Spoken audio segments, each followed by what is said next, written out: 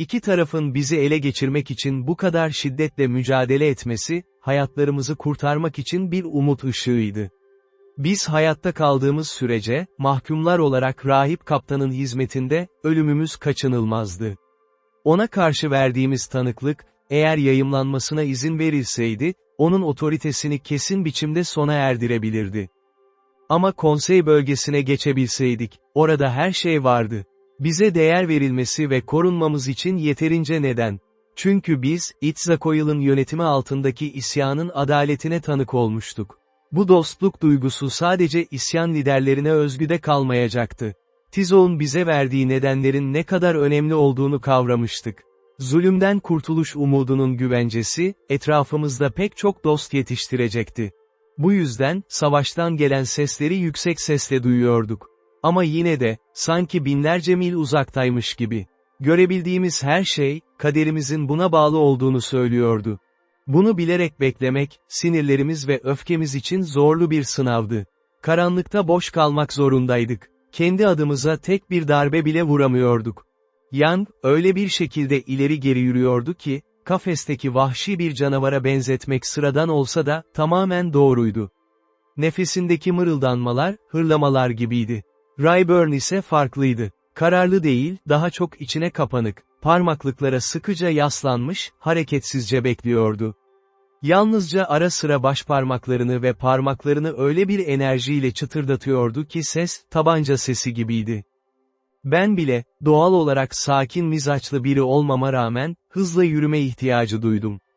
Ellerimde bir silah ve kırabileceğim birkaç kafatası olsaydı, hapishane dışında olma arzumun güçlü bir kısmını biraz yatıştırabilirdim. Gerçekten de, aramızda yalnızca Fray Antonio dışarıdan sakin bir görünüm sergiliyordu. Şimdiye kadar duyduğumuz tüm sesler evin ön tarafından geliyordu. Kavganın orada sürdüğünü, saldırganların girişi kapatan ızgarayı büyük kayıplarla aşmaya çalıştığını düşünüyorduk.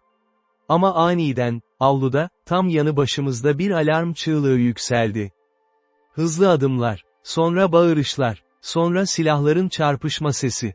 Saldırganlar ya ızgarayı dövmüş ya da çatıya tırmanarak içeri girmişti.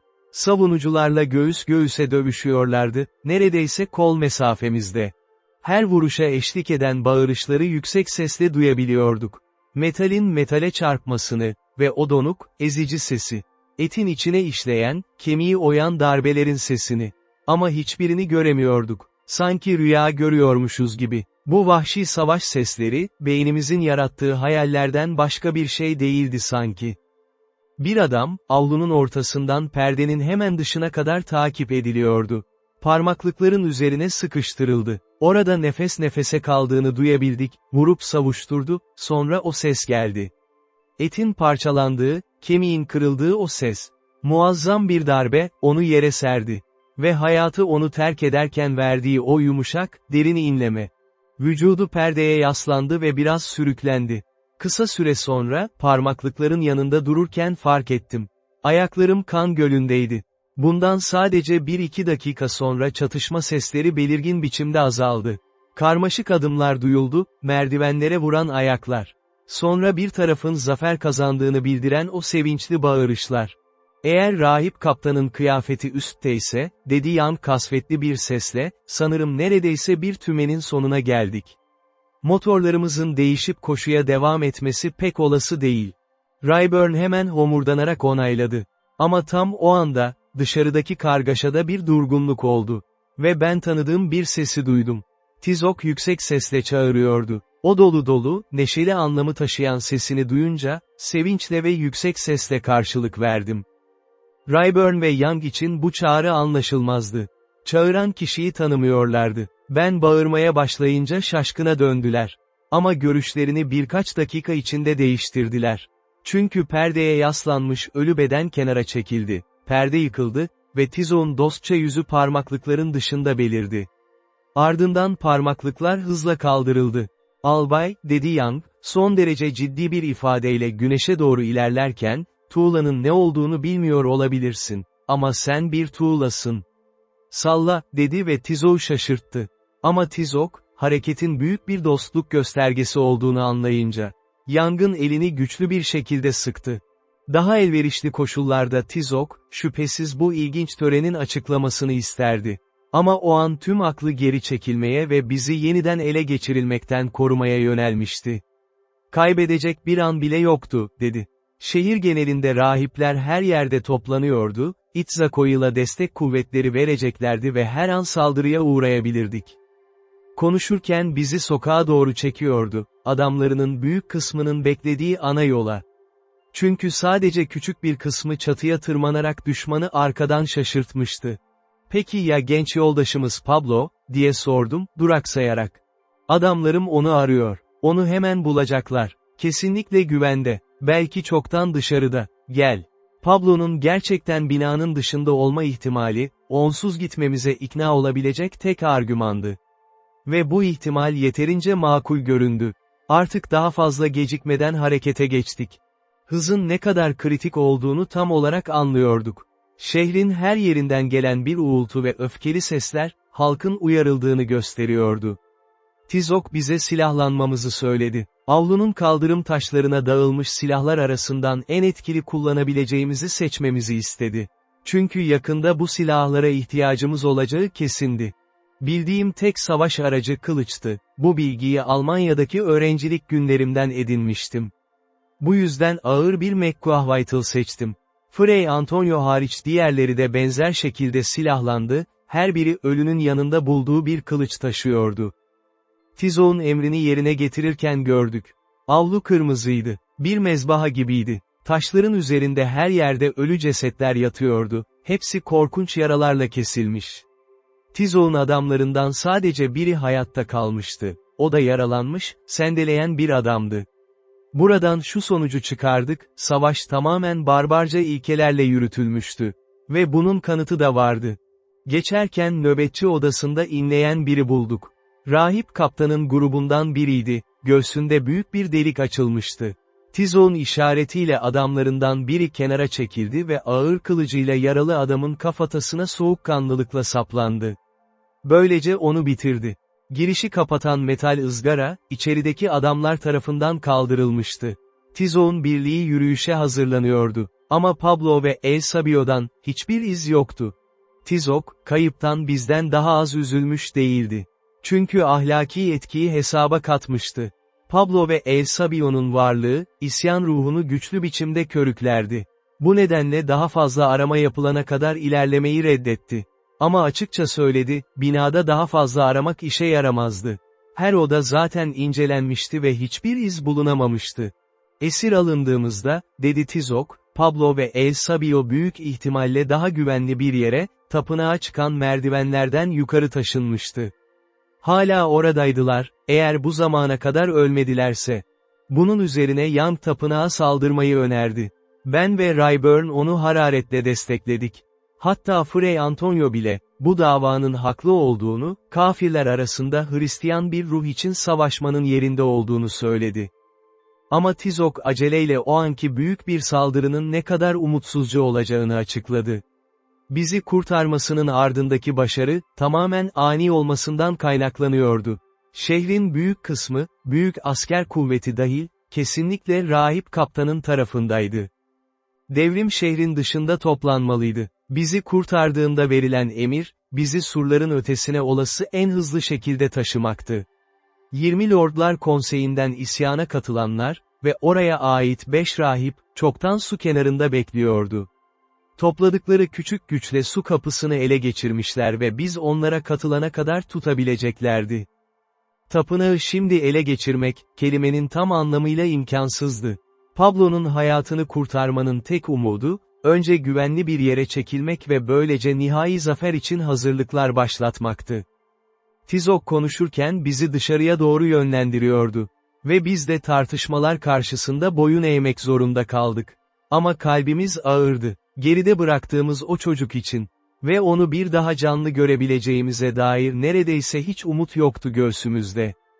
Tizok'un tehlike hakkında söylediklerinin ne kadar doğru olduğu, terastan aşağı inerken hemen ortaya çıktı.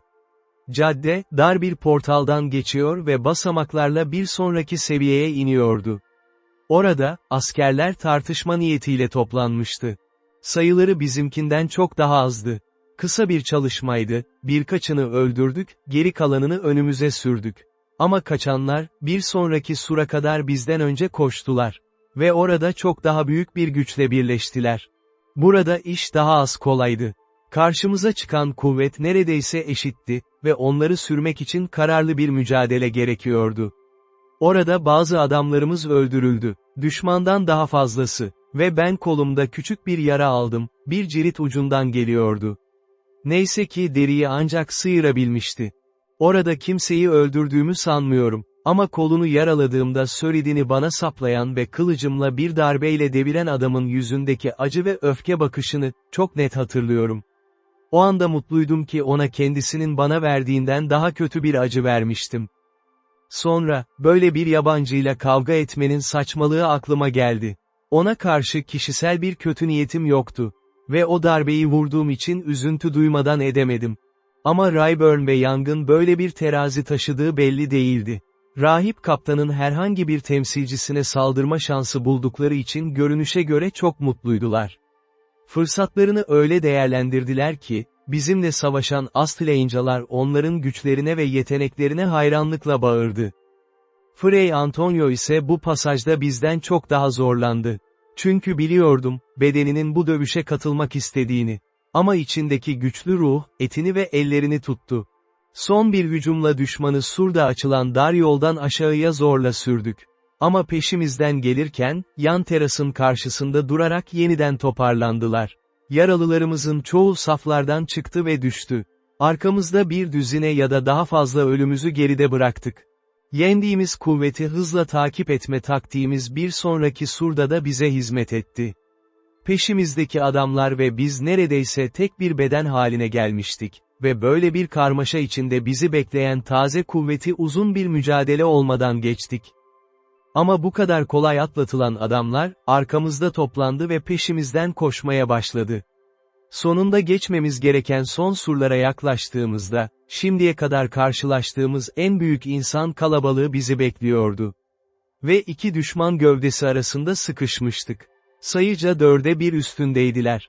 Sur geçidi kapatılmıştı. Hazır metal çubuklarla. Bunları kaldırmak başlı başına bir engel değildi, ama kaldırmak için kalabalığın içinden savaşmak gerekiyordu. Gerçek anlamda, kalabalığın arasından bir yol açmak zorundaydık. Darbelerimizi vurarak, ilerledik. Ayaklarımın altında, henüz ölmemiş yaralı adamlar kıpırdıyordu. Onların inlemelerini duyuyordum. Ve bir beden kıpırdamadığında, o sessizlik bana yalnızca içinde hiç his kalmamış ölü bir et üzerinde durduğumu söylüyordu. Çok yavaş ilerliyorduk. Geçmemiz gereken yaşayan bariyer 20 feet'ten fazla değildi belki. Ama onu kesmek çok uzun sürdü. Hala önümüzde çok sayıda kararlı savaşçı vardı. Bizi metal parmaklıklardan uzak tutmaya çalışıyorlardı. Ve o anda içimden korku ile hüzün geçti. Fray Antonio, yanımda yoktu. Adamlarımızın ortasında kalmaya çalışmıştı. Ve o kaotik kalabalıkta kaybolmuştu. Onu ararken, hem ileriye hem de tam o anda savaştığım adama karşı gardımı korumak zorundaydım. Düşman arasında huzursuz hareketler gördüm. Bazıları yere düşmüş bir şeye ulaşmaya çalışıyordu. Ama üstlerindeki baskı nedeniyle tamamen boşunaydı bu çaba. Şansım yardım etti. O anda karşımdaki adamı bitirdim ve kısa bir nefes alma fırsatı yakaladım. Ve o anda gördüm. Sırtı parmaklıklara dayanan bir düşman havaya yükseldi, sonra yana, arkadaşlarının başına ve omuzlarına düştü. Ve böylece açılan boşluktan, Fray Antonio'nun kapüşonlu başı aniden belirdi. Tahmin ettiğimi sonradan kesin olarak doğrulayacaktım. Piresin içinden yerde sürünerek ilerlemiş, bir düşmanın altına o kadar ani bir şiddetle yükselmişti ki adamı havaya fırlatmıştı. Amacının ne olduğunu bir anda anladım. Fray Antonio, metal parmaklıklara ellerini dokundurdu, taş ve metalin tıkırdadığı sesi duydum ve parmaklıkları bedensel olarak yerinden söküp attı. Rayburn, o tıkırtı sesini duyunca döndü ve ileriye baktı, büyük bir sevinç kükremesiyle. Young ve ben de ona katıldık. Güçlü Anglo-Sakson tezahüratları yükseltirken müttefiklerimiz de doğal olarak tiz bağırışlarla neşelerini döküyordu. Bu alkışların ortasında o kadar hızlı ilerledik ki, düşman, bu ani şans kayışı nedeniyle yılgınlığa düştü. Önümüzdeki adamlar, Fray Antonio'nun fırlattığı yoldaş tarafından başlarına ve omuzlarına tekme atılıyordu. O kadar tamamen cesaretlerini kaybetmişlerdi ki, onları kesmekte hiç zorlanmadık. Portala giden yolu açtığımızda, keşiş tüm bar kademeyi bağlarından çıkarmış ve yolu özgür bırakmıştı. Merdivenlerden atlarken, Fray Antonio artık savaşçı kılığında değil, şirketimizin ortasında güvende, aşağıdan büyük bir tepki yükseldi. Su kenarından bize doğru istikrarlı biçimde yaklaşan önemli bir grup adam gördük. Kısa bir alarm süresi yaşadık. Ama bağırışları ve karşılık veren erkekler, bunların bize destek için gelen arkadaşlar olduğunu gösterdi. Hayatta kalan düşmanlarımız ise, aniden savaşmaktan bıkmış gibi görünüyordu. Peşimizden merdivenlerden aşağı inmeye hiç çalışmadılar. Bu destekleyici gücün gelişi, gerçekten kurtarıcı oldu. Şehirde yürümeye başladığımızdan bu yana, yanımızdaki erkeklerin yarısından fazlası öldürülmüştü. Şirketimizdeki neredeyse herkes yaralar nedeniyle sakat kalmıştı. Tizok, Young ve Rayburn ise olağanüstü güçleri sayesinde neredeyse savaşın başındaki kadar tazeydi. Ama geri kalanımız, çok yorgundu. Nefesimiz öyle ağır ve titrekti ki her hıçkırık gibi geliyordu. Su kenarında tekneler hazırdı. Ve burada konseyin emir veren üyeleri, isyanın liderleri bizi bekliyordu. Önümüzde daha fazla savaş vardı. Destek ekibinin geri gönderilmesi, su kapısının ele geçirilmesini geciktirmişti. Ve bu hemen halledilmeliydi. Çünkü arkamızdan inen adamların cesetlerini sokakta görebiliyorduk. Eğer onlar bizi geçerse, tüm plan başarısız olurdu. Bu yüzden hepimizle birlikte hızla teknelere bindik. Kıyıdan uzaklaştık. Arkamızdaki takip eden taraflar hala çok uzaktaydı. 2 dakikalık hızlı kürek çekme, tekne filomuzu havzaya taşıdı. Böylece su kapısının yanındaki uzun iskeleye, oradan da duvarın tepesine çıkan açık merdivene ulaştık. İskelede kimse bize karşı çıkmadı. Düşman duvarda büyük bir kuvvet bulundurmamıştı. Saldırı o kadar ani gelmişti ki, barış zamanlarında bu pozisyonda tutulan küçük muhafızları artırmaya zaman kalmamıştı. Bu nedenle adamlarımızdan sadece 30 ya da 40 kişi, teknelerden saldırıya geçmek üzere ilerledi. Lider Tizok'tu. Rayburn ve Young gönüllü olarak katıldı. Ben de katılırdım. Ama Rayburn, hafif yaralı olduğumu bildiğinden bana yalvardı olduğum yerde kalmamı. Young, merdivenlerden koşarken bana seslendi, görüyorsunuz ki sürekli stres yükseliyor, profesör. Gitmeye katılacağız, frenleri çek. Duvarın üstünde ne olduğunu göremiyorduk. Ama orada yapılan işler çabucak bitti. Küçük bir bağırış, silahların çarpışma sesi, sonra 4 ya da 5 adam parapetten aşağı fırlatıldı. Suya yakın düştüler. Bununla kısaca hesap görüldü. Yüzeye çıkarken arkadaşlarımız onları mızrak sapıyla hemen bitirdi. Sonra bir vincin gıcırtısı ve zincirlerin tıkırtısı duyuldu. Duvardaki açıklıktan baktığımızda, uzak ucu kapatan ızgara yavaşça yükseliyordu. Önümüzdeki yol açıktı. 2 teknemiz zaten geçitteydi, vakit kaybedilemezdi. Ve diğerleri hızla peşlerinden geldi. Bir tekne geride kaldı. Saldıran grubu bekliyorduk. Biraz gecikmesi merak uyandırdı. Ama sonunda katıldığında daha da çok merak ettik. Tizok, Young ve Rayburn içinde değildi. Üçü hala duvardaydı. Bağırışıma karşılık olarak Rayburn duvarın üzerinden eğildi ve sessiz kalmamı işaret etti. Bunun ihanet anlamına gelmediğini anladım. Orada kalıyorlardı çünkü, düşmana karşı henüz uygulamayı planladıkları bir şey vardı. Ne planladıklarını öğrenmek için uzun süre beklemek gerekmedi. Küreklerimizde, su kapısının dış ucunda beklerken, havzaya doğru bakıyorduk. Dakikalar içinde düşmanın peşimizden gelen botları belirdi. Yaklaştıkça, önde gelen teknenin baş kısmında tanıdık bir subay gördüm. Bizi esir getiren muhafızı komuta etmişti. Rahip kaptan adına, o gerçek unvanını bilmediğim, Mavna kaptanı. Kürekçilerine vahşice bağırıyordu. Daha hızlı, daha hızlı. Teknelerimiz dağılmıştı ve o yalnızca en yakındakini görebiliyordu. Büyük ihtimalle diğerlerinin önde gittiğini ve bu teknenin geride kalanlarımızı almak için beklediğini düşünüyordu. Bizden bir kısmını koparmayı umuyordu. Bu hevesle kürekçilerine öyle bağırdı ki, teknesi diğerlerinden neredeyse 100 yard önde oldu.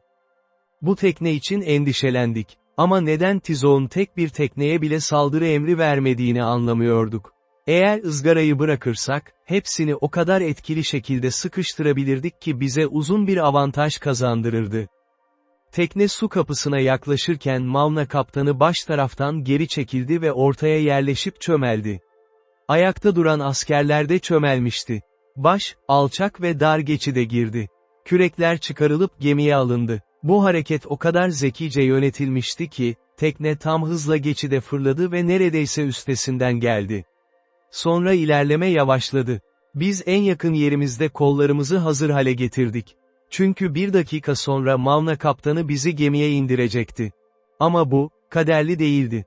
O teknedeki adamlar, bu dünyada asla daha fazla savaş görmeyecekti. Tüm bunlar sırasında, Rayburn, parapetin yanında duruyor ve su kapısının dışını dikkatle izliyordu. Yukarısında ağır metal ızgara, üzerindeki metal oluklarda neredeyse duvarın en tepesine kadar çekilmişti. Açıklığın dışında tekne göründü. Rayburn elini kaldırdı. Arkasındaki Young ve Tizo'a işaret veriyor gibiydi. Ve o anda, vincin çığlığı, zincirlerin hızlı tıkırtısı ve duvarın yüzünden aşağıya doğru süzülen o ağır metal ızgara. Böyle büyük bir yükseklikten düşen ağır bir beden olarak ızgara, tekneye tam ortasından çarptı. Ağır keresteyi adil biçimde böldü, parçaları fırlattı ve taşıdığı tüm adamlarla birlikte suya gömdü. Ama Mauna kaptanı boğulmaktan daha hızlı öldü. Hala teknenin ortasında çömelmişti. Kafesin keskin alt çubuğu boynunun hemen arkasına çarptı. Başı kesilip öne fırladı, gövdesinden uzaklaşarak. Geniş düz çubuk ise omuzlarına indi ve onu titreyen bir et kütlesine dönüştürdü. Teknelerimizden büyük bir sevinç çığlığı yükseldi. Ve karşılık olarak duvarın üstünden Tizok ve diğerlerinden zafer bağırışları, 1/3 bağırış, 2/3 tezahürat. Ama zamanlarını bağırışlarla harcayacak değillerdi. Düşmanın kalan botları duvarın içindeki iskeleye geliyordu. Birkaç dakika içinde 3 adamımız esir düşebilirdi. Tüm tehlikelerine rağmen, işlerini soğukkanlılıkla tamamladılar.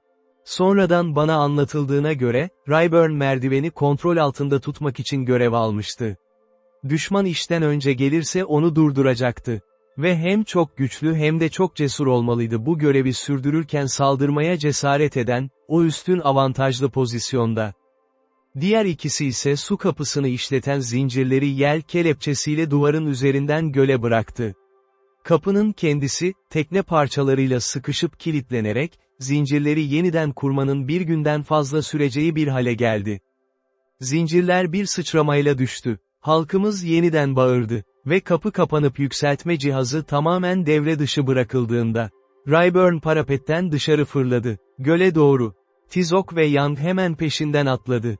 Daha cesur bir hareket, daha zaferli bir sonuç.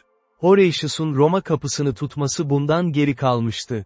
Ve ben ta ki boğaz kaslarım gerilip ağrıyana kadar bağırdım hayranlıkla. Teknemiz zaten duvara yakındı. Askerler kenara çekmiş, yüzeye çıkan düşmanı mızraklayabiliyorlardı. Üçümüzü sudan çıkardık ve kısa sürede güvende tuttuk.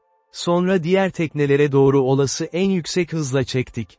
Çünkü duvar artık düşmanın kontrolündeydi, ağır taşlar yağdırmaya başlamışlardı. Kemeri açtık, hızlı ok atışları takip etti. Ama neyse ki taşların hiçbiri bize çarpmadı. Hızlı ilerlediğimiz için yalnızca 2 adamımız oklarla vuruldu. Bu karşılaşmadan genel olarak iyi çıktık. O 2 adam bizim teknemizde öldürüldü, kaybettiğimiz tek şeydi. Düşmanlardan ise en az 40 kişi boğuldu ya da mızraklandı. Ama hafif kaçışımız, esas olarak düşmanın aceleyle silahlanmış olmasına borçluydu. Sadece yakın dövüşe hazır gelmişlerdi, ne yay ne de sapan vardı. Ve bu gerçek olmasaydı, teknemizden tek bir adamın bile hayatta kalması neredeyse imkansız olurdu. Islak olmalarına rağmen, Rayburn ve Young'a neredeyse sarılmak istedim. Cesur ruhlu Fray Antonio da güvendeydi ve onların muhteşem cesaretini görmekten büyük ölçüde coşmuştu. Yaptıkları için içten övgüler sunuyordum ve doğal olarak onları Roma kahramanlarına benzetiyordum. Gerçekten, orada çizdiğim paralellik yerindeydi. Hatta bazı yönleriyle zarafetten yoksun da değildi. "Söyleyemem, profesör," diye yanıtladı Young bitirdiğimde, "bahsettiğin partiyi hiç duydun mu, Ama bu Horace, soyadını söyler misin? Parmaklarını köprü zincirlerine sıkmış. Lanet olsun, o lanet ızgaranın zincirlerinde kendi elimdeki gibi. Bahse girerim kaçmadığı için üzgün oldu. Ve gerçekten inanıyorum ki Young, duvardaki işini bitirirken gösterdiği kararlı cesaretten çok, sıkışmış parmaklarını düşünmüştü. Dartların menzilinden çıktıktan sonra diğer teknelere doğru rahatça çektik. Kovalamadan tamamen güvendeydik ve gölün üzerinde istediğimiz yöne gidebilirdik. Filo zaten hareket halindeydi. Biz de arka tarafa yaklaşınca. Konsey üyelerinin öncülük ettiği tekneye ulaştık. Geri dönme emri verildi, geri kalanı takip edecekti. Gidiyoruz, ama nereye? Tizo'a göre yalnızca bir yer vardı. Vadide büyüyen diğer büyük Astleinka kasabası. Büyük maden kuyuları, altın tedarikinin kaynağı. Yüzünde çok ciddi bir ifade vardı bize anlatırken. Ve hemen ekledi. Bu kasaba, büyük asker muhafızları ve özgürlüğünü koruyan birkaç kişi dışında, tamamen Tilahwikolardan oluşuyordu.